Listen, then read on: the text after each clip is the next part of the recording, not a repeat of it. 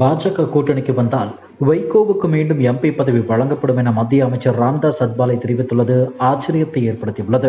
ராமதாஸ் அத்வாலே பேசும்போது, ஓய்வு பெறும் உறுப்பினர்கள் அனைவருக்கும் என்னுடைய வாழ்த்துகள். அனைத்து உறுப்பினர்களும் அவர்களுடைய கடமையை சரியாக செய்த நிறைவுடன் பணி நிறைவு செய்ய இருக்கிறார்கள். சிலர் அவைக்கு மீண்டும் வரலாம், பலரால் மீண்டும் வர இயலாது. ஆனாலும் பணியாற்றும் காலத்தில் கிடைத்த அனுபவங்கள் எப்போதும் நம்முடைய நினைவிலேயே இருக்கும் என்றார். தொடர்ந்து பேசிய அவர், வைகோ போன்ற ஒரு நபர் பல எம்பிகளுக்கு வழிகாட்டியாக இருக்கிறார். அவரின் அனுபவமும் ஆற்றலும் பல உறுப்பினர்களுக்கு நம்பிக்கையை ஏற்படுத்தும் விதமாக இருந்திருக்கிறது. அவ்வளவு ஆற்றல் மிக்க பேச்சாளர். அவர் அவையில் தொடர்ந்து இருக்க வேண்டும் என்று எண்ணுகிறேன். அதற்கான வாய்ப்பு அவருக்கு இல்லாமல் இல்லை. அவர் எங்களோடு வந்தால் மீண்டும் எம்பியாக பணியாற்றலாம். ஆனால் முடிவு அவர்தான் எடுக்க வேண்டும் என்றார். துணை குடியரசுத் தலைவர் ஜெகதீப் தன்கர் உடல்நிலை சரியில்லாத காரணத்தால் பதவியை ராஜினாமா செய்திருக்கிறார் எனவும் எதிர்க்கட்சிகள் பல புரளியை கிளப்புகிறார்கள் என கூறியுள்ளார் தமிழக பாஜக தலைவர் அண்ணாமலை. மேலும் துணை குடியரசுத் தலைவர் பதவிக்கு தமிழ்நாட்டில் இருந்து யார் வந்தாலும் மகிழ்ச்சி என்றும் கூறியுள்ளார். துணை ஜனாதிபதியாக நல்லவர் வந்தால் மகிழ்ச்சி. ஜெகதீப் தன்கர் மிக சிறந்த மனிதர். அவரது உடல்நிலை சரியில்லாத காரணத்தால் அவர் வெளியில் வந்திருக்கிறார்கள். எதிர்க்கட்சிகள் பல புரளியை கிளப்புகிறார்கள். ஆனால் அவர் ஏற்கனவே எய்ம்ஸ் மருத்துவமனையில் சிகிச்சை பெற்றிருக்கிறார். அவர் உடல்நிலை கருத்தில் கொண்டு வெளியே வந்திருக்கிறார்கள். அந்த பதவிக்கு தமிழ்நாட்டில் இருந்து யார் வந்தாலும் மகிழ்ச்சி, அதிலும் குறிப்பாக தமிழர் வந்தால் மகிழ்ச்சி என்று கூறினார். இந்நிலையில் மகாராஷ்டிரா ஆளுநர் CP ராதாகிருஷ்ணன் அடுத்த துணை ஜனாதிபதி என்ற பேச்சு அடிபட்டு வருகிறது. அண்ணாமலை சுட்டிக்காட்டிய நபர் இவர்தான் என்றும் கூறப்படுகிறது. தொழிலதிபர் அனில் அம்பானி மற்றும் அவரது நிறுவனமான ரிலையன்ஸ் கம்யூனிகேஷனையும் மோசடியாளர் என்று SBI அறிவித்தது. இதைத் தொடர்ந்து அம்பானி தொடர்புடைய இடங்களில் அமலாக்கத்துறை சோதனை மேற்கொண்டு வருகிறது. கடந்த ஜூன் 13ஆம் தேதி அனில் அம்பானி மற்றும் ரிலையன்ஸ் கம்யூனிகேஷன்ஸ் நிறுவனத்தை SBI மோசடியாளர் என பட்டியலிட்டது.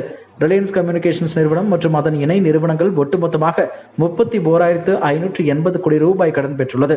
இதில் 44% அதாவது 13,667 கோடி ரூபாய் ஏற்கனவே வாங்கிய கடனை அடைப்பதற்காக பயன்படுத்தப்பட்டுள்ளது. மேலும் 12,692 கோடி ரூபாயை துணை நிறுவனங்களுக்கு மாற்றம் செய்துள்ளது. இதுவரையில் வாங்கிய 41,863 கோடி ரூபாய் கடன் தொகையில் 28,421 கோடி ரூபாய் பயன்பாடுக்கு மட்டுமே கண்டறியப்பட்டுள்ளது.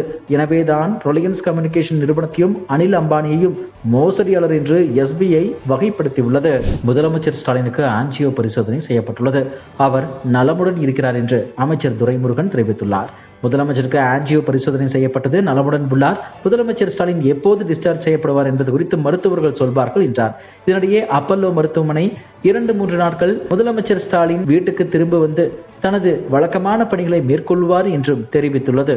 அமைச்சர் KN நேருவின் சகோதரர் N ரவிச்சந்திரன் இயக்குநராக உள்ள ப்ரூடம் EPC இந்தியா நிறுவனம் கடந்த 2013ஆம் ஆண்டு இந்தியன் ஓவர்சீஸ் வங்கியிடமிருந்து 30 கோடி ரூபாய் கடன் பெற்றது. அந்த கடன் தொகையை அந்த நிறுவனம் தனது சகோதர நிறுவனங்களுக்கு திருப்பிவிட்டது. இதன் மூலம் தங்களுக்கு 22 கோடியே 48 லட்சம் ரூபாய் இழப்பு ஏற்பட்டதாக வங்கி சார்பில் புகார் அளிக்கப்பட்டது. இதன் அடிப்படையில் அமைச்சர் நேருவின் சகோதரர் N ரவிச்சந்திரன் உள்ளிட்டோர் மீது 2021ஆம் ஆண்டு CBI வழக்கு பதிவு செய்தது. 2021இல் CBI பதிவு செய்த வழக்கின் அடிப்படையில் அமலாக்கத்துறை சோதனை நடத்தியது. அமலாக்கத்துறை வழக்கை ரத்து செய்யக்கோரி சென்னை ஹைகோர்ட்டில் ரவிச்சந்திரன் வழக்கு தொடர்ந்தார்.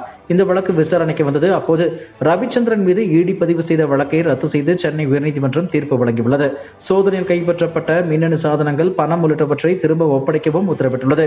ஏற்கனவே CBI வழக்கு ரத்து செய்யப்பட்ட நிலையில் தற்போது அமலாக்கத்துறை வழக்கும் ரத்து செய்யப்பட்டுள்ளது. காஞ்சிபுரம் மாவட்டம் குன்றத்தூர் அருகே 3ஆம் கட்டளை அங்கனீஸ்வரர் கோவில் திருவை சேர்ந்தவர் விஜய். இவரது மனைவி அபிராமி. இருவருக்கும் அஜய் என்ற மகனும் கார்னிகா என்ற மகளும் இருந்தனர். அபிராமிக்கும் அதே பகுதியில் உள்ள பிரபல பிரியாணி கடையில் பணியாற்றி வந்த மீனாட்சி சுந்தரம் என்பவருக்கும் இடையே கள்ளக்காதல் ஏற்பட்டு நீண்ட நாட்களாக பழகி வந்தனர். கள்ளக்காதலுக்கு இடையூறாக இருந்ததால் மகன் மகளை அளவுக்கு அதிகமாக தூக்க மாத்திரை கொடுத்து கொலை செய்த சம்பவம் தமிழகத்தையே உலுக்கியது. இது தொடர்பாக அபிராமி அவரது கள்ளக்காதலன் மீனாட்சி சுந்தரத்தையும் குன்றத்தூர் போலீசார் கைது செய்தனர். இந்த வழக்கின் விசாரணை காஞ்சிபுரம் மகிழா நீதிமன்றத்தில் நடந்து வந்தது. அரசு தரப்பில் வழக்கறிஞர் சசிரேகா வாதாடி வந்தார்.